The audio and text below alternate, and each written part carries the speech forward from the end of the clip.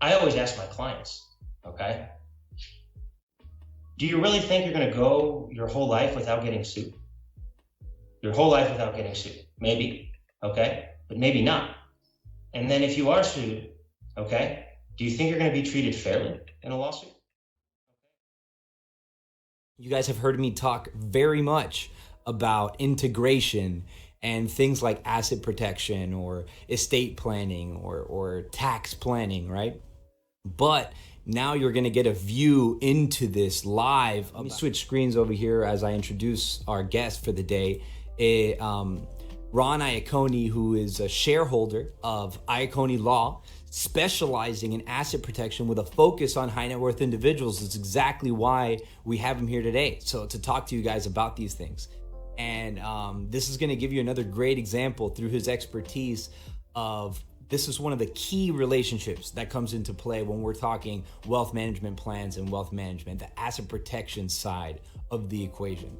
So I look forward to sharing what I've learned over the years in this area, which is asset protection. And I've always seen from my experience in the topic is, what is asset protection? People seem to not know what it is, and a lot of times other advisors don't know what it is. So I think I want to start out by defining it for you. And there's many definitions of it. There's asset protection, there's wealth preservation. I've even heard it called premarital or pre-litigation type planning. But really, as far as the essence of it goes, what is it? And in our practice, it involves the implementation of certain techniques and strategies in order to place your assets beyond the reach of any future and potential creditors.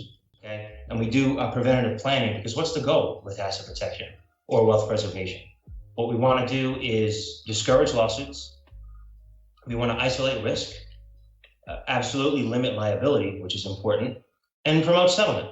You know, if you're sued, it's best to focus your efforts and get back to making money. You don't want to be bogged down paying lawyers and defending yourself. So what asset protection can do is accomplish that for you. Perhaps if you're even named in a lawsuit, you can settle, and you can settle on your terms. Okay. I guess the other question is why? You know, why do we need asset protection, right? Especially here in the United States. I mean, there is a litigation plague right now. And to put this in financial terms, there's a bull market for litigation right now. Okay. I mean, you can get sued for everything. I mean, just do a Google search about the crazy lawsuits. And sometimes it's not almost the lawsuit that's crazy. It's the amount the jury awards the plaintiff in those suits. It can be shocking sometimes. And those are extreme cases, but nonetheless, it just sheds light on why protecting your wealth is very important. So what asset protection does is, well, it might not prevent you from getting sued, but what it will do is frustrate that economic analysis that an attorney takes on the case, so that it wouldn't be worth it to go after you, because it would just be insurmountable in some cases to get over those assets. So I always ask my clients, okay, do you really think you're going to go your whole life without getting sued? Your whole life without getting sued? Maybe, okay, but maybe not. And then if you are sued, okay, do you think you're going to be treated fairly in a lawsuit? They say if the hurricane's around the corner, just coming off the coast of Cuba, it's probably going to be difficult to get hurricane insurance on your house. If it's on fire, you're probably not going to get fire insurance, right? So with asset protection to work best, you need to engage in preventative type planning. Katerina has asked, would it be prudent to work in conjunction with a trust lawyer and an asset protection lawyer to cover your bases? If so, which I believe the answer would be yes, what steps should be taken and in which order is best to be advised? So I'll answer very quickly, and then I'll have Ron cover the asset protection side of this. And he has some expertise in both of these areas. So some of these things is exactly what you would rely on a wealth manager like myself to help quarterback for you, right? So there is tiers of estate planning. There's tiers of asset protection. And depending on your specific situation, whether things like what your assets, how they're distributed, whether you're a business owner or not, whether your job carries inherent risks of potentially being sued, all of these different things is going to impact to what degree you would need maybe asset protection, to what degree you would need estate planning. So when I'm looking at something from a 30,000 foot view, the way that it works is you don't have to worry about these types of things because these are extremely valid questions. But that is the questions that I'm going to bring up and help you, given I was your wealth manager. And that's why I'm a big believer in the approach that JP had talked about in the beginning and throughout this presentation or this conversation, right? Is that you need to combine your asset protection, your wealth preservation with your estate planning, your tax planning, and your financial planning. And you can't, if I may, JP, as we had spoke briefly about yesterday, think of it about as an asset protection pyramid or continuum, right? It's like, all right, what are we going to start off with? Well, insurance, of course, right? Cheap. It's asset protection right there, okay? But it's always not enough, right? Asset protection is like your net worth insurance. Insurance for your net worth, right? While just your standard insurance, well, we all know what standard insurance is, right? And then, okay, after my insurance, then what is there? Well, homestead, if you live in Florida, completely protected, right? Full amount, depending on where you live, of course.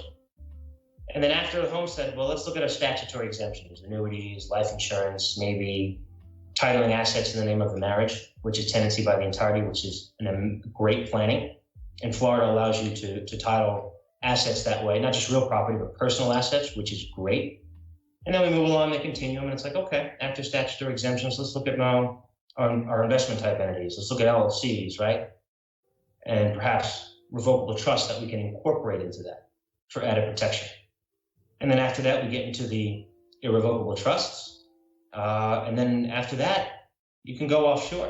I know we've talked about a lot of them, and I know I'm putting you on the spot here, Ron, but some of these, maybe a high net worth example of some of these horror stories where someone tried doing something and maybe in the name of asset protection, but it didn't quite work out, or where someone just didn't do it and things went, pretty badly, just to emphasize the importance of these sorts of things. I think one of the most famous cases within the asset protection community is that, without getting into too many facts, is that this individual had about $6 million, okay? And he was sued, of course. Everything was in his own name, okay? So he spoke to an estate planning attorney, okay, who I believed dabbled in asset protection.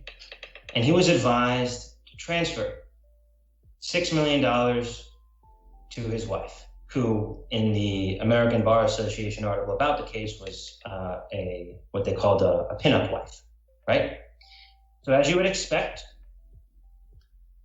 3 months after the last transfer went through, he was served with the divorce papers. And she was going to move on. Here, I'm going to put our contact information on the screen, both mine and Ron's.